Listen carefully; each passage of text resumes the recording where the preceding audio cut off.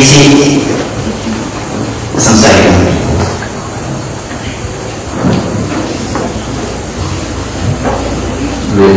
സദസ്സിലുള്ള മുൻഗണനകളെ സുഹൃത്തുക്കളെ, നിങ്ങളെല്ലാവരെയും കണ്ണ് ഇപ്പോൾ ഇരിക്കുന്നതിനെ പ്രവർത്തിക്കാവുന്നതിനിടയാണ്. അദ്ദേഹം പറയുന്നത് കേൾക്കാനാണ് നിങ്ങളെല്ലാം കാത്തിരിക്കുന്നത്. അതുകൊണ്ട് ഞാനത് എടുത്തിരുന്നതേ സംസാരിക്കുന്നത് ശരിയില്ല. രണ്ട് കാര്യങ്ങൾ മാത്രം വളരെ പെട്ടെന്ന് പറയാം. ഈ ഒരു സമ്മേളനം ഇപ്പോഴും നടക്കുന്നതിനുള്ള സന്തോഷം, അത് ഒരു ചാരിതാർത്ഥ്യം, അത് പ്രകടിപ്പിക്കുകയാണ് എൻ്റെ ആദ്യത്തെ ജോലി.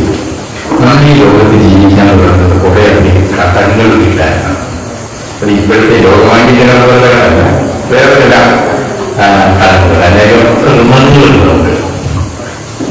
അച്ഛനോട്, മക്കൾക്കുള്ള റിമണ്ട്, ഗുരുവിനോട് ശിഷ്യനുള്ള റിമണ്ട്, അങ്ങനെ അനേകം റിമണ്ടുകൾ കിട്ടാനുള്ള ഒരു ജീവിതമാണ് നമുക്കിവിടെ ലഭിച്ചിരിക്കുന്നത്. തീർച്ചയായും ഇദ്ദേഹത്തിന്റെ വിഷ്ണുവാന്റെ മക്കൾ ഇത്തരത്തിൽ ഇത് ആഘോഷിക്കുകയോ ഓർമ്മ നിലനിർത്തുക വഴി അച്ഛനോടുള്ള വലിയ കഥ വീട്ടുകയും ചെയ്യുന്നത്. എനിക്ക് തോന്നുന്നത് അദ്ദേഹം സ്വർഗത്തിലെവിടെയെങ്കിലും ഇന്നത് കാണുന്നുണ്ടെങ്കിൽ ഇത്തരം മക്കളെയും പേരക്കുട്ടികളെയും തനിക്ക് ലഭിച്ചതോർത്ത്, ഇത്തരം മക്കളുടെ ഒരു വലിയ സമ്പത്തിൽ ഉണ്ടായതോർത്ത് തീർച്ചയായും അഭിമാനിക്കും എന്ന് ഞാൻ വിശ്വസിക്കുകയാണ്. ഇത് മക്കൾ വീട്ടുന്ന ഒരു കഥ വീട്ടുന്നതിന്റെ ഒരു എണ്ണത്തിന്റെ കാര്യമാണ്. മൂന്നാമത്തെ എണ്ണം എന്ന് പറയുന്നത് കലാമണ്ഡലം കൃഷികുടുംബങ്ങളോട് വീട്ടുന്ന കലമാണ്. കലാമണ്ഡലത്തിന്റെ കൃഷികുടുംബാട് പ്രവർത്തിച്ചതിനേക്കാൾ അധികം കാലം കലാമണ്ഡലത്തിൽ അദ്ദേഹം സസ്പെൻഷനിൽ കഴിയുന്നുണ്ടായത്. ഞാനതിന്റെ കഥയിലേക്കും ചരിത്രത്തിലേക്കും നോക്കുകയായിരിക്കാം. കലാമണ്ഡലം ഒരു കലാകാരനോട് ഏറ്റവും അധികം നന്ദികൾ കാണിച്ചത് കൃഷ്ണകുടുംബാണ്.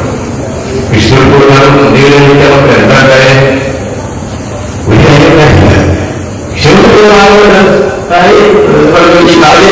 രണ്ടു ദിവസം കളിക്കാൻ പോയിട്ട് ഒരു ദിവസത്തെ കാശ് പഠിപ്പിച്ചില്ല, 2 ദിവസം കളിക്കാൻ പോയതുകൊണ്ട് സെക്രട്ടറിയുടെ നേതൃത്വം ജീവിച്ചു. ഒറ്റ പ്രശ്നമുണ്ട്. അതിന്റെ പരിഹാസം മനസ്സിലായില്ല, ഒരു പ്രശ്നമുള്ളൂ. അത്തരത്തിൽ ഉള്ള ഒരു കലാകാരനെ മനസ്സിലാക്കാൻ സാധിക്കാത്ത, ഒരു കലാകാരൻ ഉൾക്കൊള്ളാൻ കഴിയാത്ത ഒരു സംവിധാനത്തിന്റെ രക്തസാക്ഷിയാണ്. അതുകൊണ്ട് കലാകാരനെ ചെയ്ത് തെറ്റ് ആ കഥ നീതികളും വീട്ടന്നെ, അത് വീട്ടാനാണ് നമ്മളിപ്പോ ശ്രമിച്ചുകൊണ്ടിരിക്കുന്നത്. അതുപോലെ 2008 ഞങ്ങൾ ചാർജെടുത്ത് അതിനെ കഴിയുന്നതിന് മുമ്പ് അദ്ദേഹത്തിന്റെ അവസാനം ശ്രീ രാമൻ കേശവന്റെ നേതൃത്വത്തില് അന്ന് മുരളിയുണ്ടായിരുന്നു, വിജയിച്ചുണ്ടായിരുന്നു. കുറെ കുട്ടികൾ വന്നിട്ട് നമുക്ക് അച്ഛന്റെ കൃഷ്ണകുടുംബങ്ങളുടെ ഓർമ്മ ഉണ്ടാകണം എന്ന് പറയുകയും ലേഖനങ്ങൾ പ്രസിദ്ധീകരിച്ചു വന്നപ്പോൾ വളരെ സന്തോഷത്തോടെ രാമനിലേക്കുകയും വളരെ അഭിമാനകരമായ രീതിയിൽ അദ്ദേഹത്തിന്റെ പേര് തന്നെ വല്ലാത്ത പേര് പ്രസിദ്ധീകരിക്കുകയും ചെയ്തു. എനിക്ക് തോന്നുന്നത് ഈ മേളപ്പെട്ടിന് അവതാരിക എഴുതിയ സമയത്താണ് കലാമണ്ഡലത്തിൽ വന്നതിന് ശേഷം ഞാൻ ഏറ്റവും അധികം മാനസിക സമ്മർദ്ദം അനുഭവിച്ചിട്ടുണ്ട്. കാരണം കലാമണ്ഡലത്തിന്റെ പഴയ പഴയങ്ങളിൽ കൂടുതൽ എനിക്ക് വേണ്ടി വായിച്ചു നോക്കിയപ്പോഴേ കൃഷ്ണകുടുംബാണ് ഒരു വാക്ക് ക്ഷമാപണം ചെയ്തില്ലെങ്കിൽ എന്നാഗ്രഹിച്ചവരാണ് കലാമണ്ഡലത്തിൽ ഉണ്ടായിരുന്ന മിക്കവരും.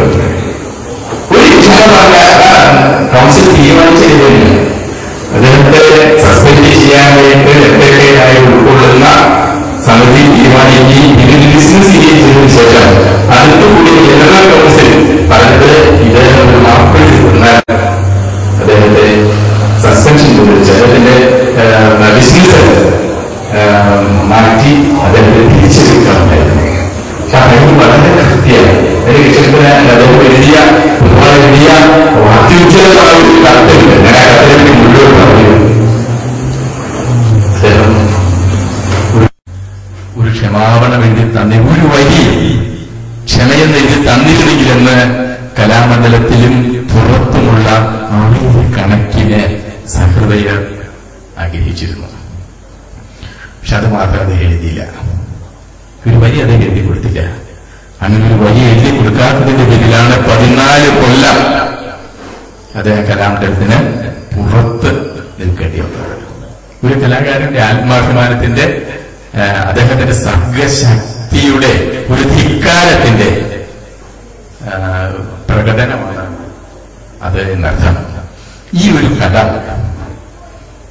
കലാമണ്ഡലത്തിന് പൊതുവാളാശാനോട് വീട്ടാൻ ഉള്ള ഒരവസരമായിട്ടാണ് മേളപ്പെരുക്കം കഴിഞ്ഞതിന്റെ മുൻപിലത്തെ കൊല്ലത്തെ അനുസ്മരണത്തിൽ നമ്മൾ പ്രസിദ്ധീകരിച്ചു. കഴിഞ്ഞ വർഷം അദ്ദേഹത്തിന്റെ ജീവചരിത്രം അത്യുജ്വലമായ ശൗര്യഗുണം, കഴിഞ്ഞ ഒരു വർഷത്തിനിടയിൽ ഈ ശൗര്യഗുണത്തെ പറ്റി ഉണ്ടായിരിക്കുന്ന ചർച്ചകൾ, അതിന് ലഭിച്ച അവാർഡുകൾ, ആ പുസ്തകത്തിൽ ലഭിച്ച അവാർഡുകൾ, ആ പുസ്തകത്തിനെ സംബന്ധിച്ചുള്ള റിവ്യൂകൾ, ഇതൊക്കെ നോക്കിയാൽ അറിയാം നമ്മുടെ കാലഘട്ടത്തിൽ എഴുതപ്പെട്ടിട്ടുള്ള ഏറ്റവും ഗൗരവമാർന്ന ഒരു കൃതിയാണ് കഴിഞ്ഞ വർഷം ഇതേ സമയത്ത് നാം പ്രസിദ്ധീകരിച്ച ശൗര്യഗുണം എന്നത്.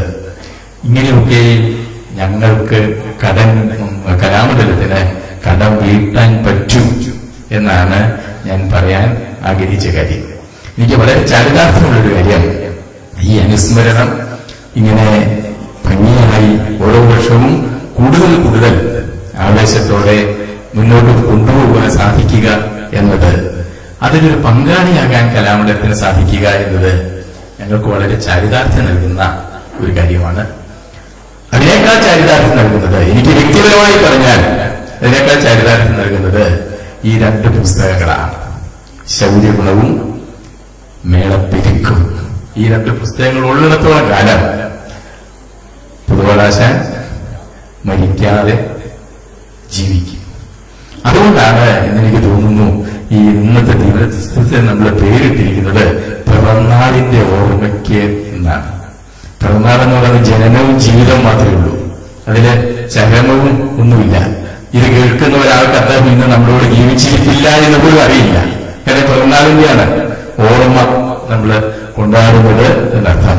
അത്തരത്തിൽ മഹാനായ ഒരു കലാകാരനോട് ഈ ഭാവി തലമുറയ്ക്ക്, സഹൃദയ ലോകത്തിന്, കലാമണ്ഡലത്തിന് കടം വീട്ടാനുള്ള തങ്ങളുടെ ഋണം വീട്ടി ഞങ്ങൾ ചെയ്യേണ്ട കടമ, കർത്തവ്യം നിർവഹിച്ചിരിക്കുന്നു എന്നൊരു ചാരിതാർത്ഥ്യം ഉണ്ടാകുന്ന ഒരു അവസരമായിട്ടാണ് ഞാൻ ഇതിനെ കാണുന്നത്. ഈ വർഷത്തെ അനുസ്മരണത്തിന്റെ ഏറ്റവും വലിയ സവിശേഷത, നമുക്ക് ജയചന്ദ്രനെ പോലെ ഒരു മധുര ഗായകൻ, ഭാവഗായകൻ എന്ന് പറഞ്ഞിട്ട് ഞാൻ അതുകൊണ്ടാണ് ഈ മധുരാക്കിയത്, നമ്മുടെ മുമ്പിൽ വന്നു എന്നതാണ്. പൊതുവാളാശാൻ അദ്ദേഹത്തിന്റെ ഒരു ആവേശമാണ്, ഭയങ്കര ആവേശമാണ്. അദ്ദേഹത്തെ പറ്റി കേൾക്കുകയും അദ്ദേഹത്തിന്റെ എവിടെ പരിപാടി ഉണ്ടെങ്കിൽ എവിടെയും പോവുകയും ഒക്കെ ചെയ്യുന്ന ആ ഒരു വലിയ ബന്ധം പൊതുവാളാശാനുമായിട്ട് അദ്ദേഹത്തിനുണ്ട്. പൊതുവാളാശാനും അങ്ങനെ തന്നെ ഇങ്ങോട്ടും ഉണ്ടായിരുന്നു. അദ്ദേഹത്തിന്റെ പാട്ടുകൾ എന്നോട് രാജൻ പറഞ്ഞത്, അദ്ദേഹത്തിന്റെ പാട്ടുകൾ വന്ന് കുട്ടികളെ നിർബന്ധമായി ആ പാട്ടുകൾ പഠിപ്പിക്കുമായിരുന്നു എന്നാണ്. ഏതിന്റെ പാട്ടുകൾ എന്റെ കുട്ടികളെ പഠിപ്പിക്കുമായിരുന്നു എന്നാണ്. അത്തരത്തിലുള്ള ഒരു വലിയ കലാകാരന്റെ ആരാധകനായും അദ്ദേഹത്തിന്റെ ഉള്ളറിഞ്ഞ് അദ്ദേഹത്തോടൊപ്പം പ്രവർത്തിക്കുകയും ചെയ്യാൻ കഴിഞ്ഞ ഒരു വലിയ ഗായകൻ ഇന്ന് ഈ സ്മരണകളായി പറക്കാൻ നമ്മുടെ കൂടെ വന്നിരിക്കുന്നു എന്ന് പറയുന്നത് പൊതുവാളാശാന്റെ മാത്രം ഭാഗ്യമല്ല, കലാമണ്ഡലത്തിന്റെയും നമ്മൾ ഓരോരുത്തരുടെയും ഭാഗ്യമാണ്. ഈ സൗമനസ്യത്തിന് കലാമണ്ഡലം അദ്ദേഹത്തോട് 1000 വട്ടം കടപ്പെട്ടിരിക്കുന്നു എന്ന് പറയുന്നുണ്ട്. പൊതുവാളാശാന്റെ മക്കളും കുട്ടികളും കുടുംബവും ഇതിന് വളരെ നന്നായി പ്രവർത്തിച്ചിട്ടുണ്ട്. പക്ഷെ അവരുടെ പേര് എടുത്തു പറയാനറിയാൻ അത് ആദ്യം പോകുന്നതാണ്. ഈ പ്രവർത്തനത്തിന്റെ പിന്നില് അതിനെ കാണിച്ചിരിക്കുന്ന ആത്മാർത്ഥത എത്രമാണ് നമ്മൾ ഓരോരുത്തരെ കാണുകയും ഏറ്റവും സൂക്ഷ്മമായ അംശങ്ങൾ പോലും ഇത്ര ഭംഗിയായി സംവിധാനം ചെയ്യപ്പെട്ട ഈ ഒരു പരിപാടി ഭംഗിയാക്കുന്നതിന് ശ്രീ രാജൻ അദ്ദേഹത്തിന്റെ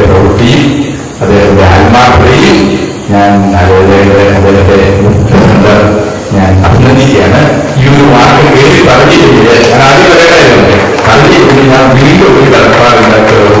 ആ കട വീട്ടിലാണ്. നന്ദി ശ്രീ കെ ജി പൗലോസ്.